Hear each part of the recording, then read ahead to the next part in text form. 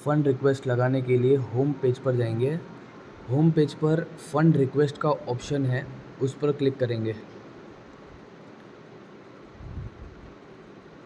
आपको ऐसा पेज दिखेगा। ऑफलाइन रिक्वेस्ट, पहला जो ऑप्शन है सिलेक्ट बैंक नेम, उसमें आपने किस बैंक से ट्रांसफ़र किया है ये आपकी बैंक सिलेक्ट करना है। जैसे मेरे केस में मैंने SBI से ट्रांसफ़र किया है, तो मैं state bank of India select करूँगा। दूसरा ऑप्शन है कि आपने किस कंपनी के किस अकाउंट में किया है, तो मैंने कंपनी के बैंक ऑफ इंडिया के अकाउंट में किया है, तो कंपनी के बैंक ऑफ इंडिया की डिटेल्स यहाँ पे दिखेगी। और अगर आपने कंपनी के QR कोड पे किया है और अगर QR code bank of India का है तो फिर भी आपको bank of India he select करना है। पेमेंट मोड में अगर आपने कैश करवाया तो कैश, या फिर आपने ऑनलाइन करा तो ऑनलाइन।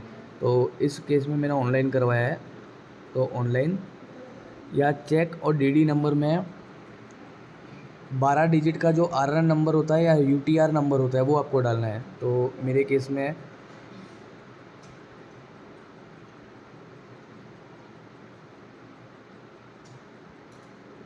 ये मेरा RN नंबर है। अमाउंट में 1000 रुपीज़ मैंने डाले हैं। रिमार्क में मैं लिखूँगा QR पे अगर किया है तो मैंने QR पेमेंट, या फिर आप जो भी लिखना चाहते हो आप यहाँ पे लिखना है। अर्जेंट है, या तो फिर QR का पेमेंट है, या फिर बैंक में ऐड करवाया है, कुछ भी आप लिख सकते हो रिमार्क के अंदर।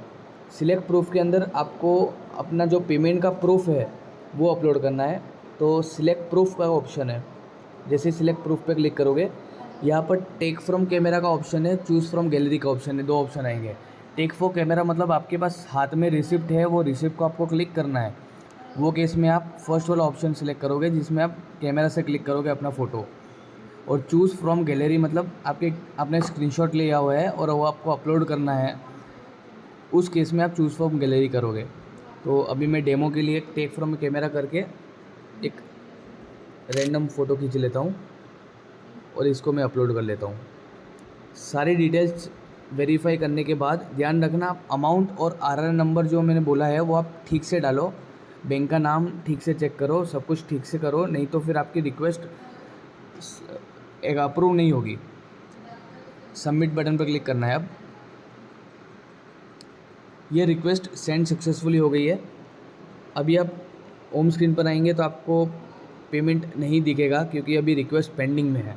तो आपको 10 से 15 मिनट वेट करना है, या फिर आप कंपनी के कस्टमर केयर नंबर पर कॉल करके, जो कंपनी का कस्टमर केयर नंबर है उस पर आप कॉल करके इन्फॉर्म कर सकते हैं कि मैंने ऐसा पेमेंट का रिक्वेस्ट लगाया है।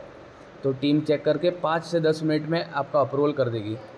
तो जैसे मैं आप बता ही देता हूँ,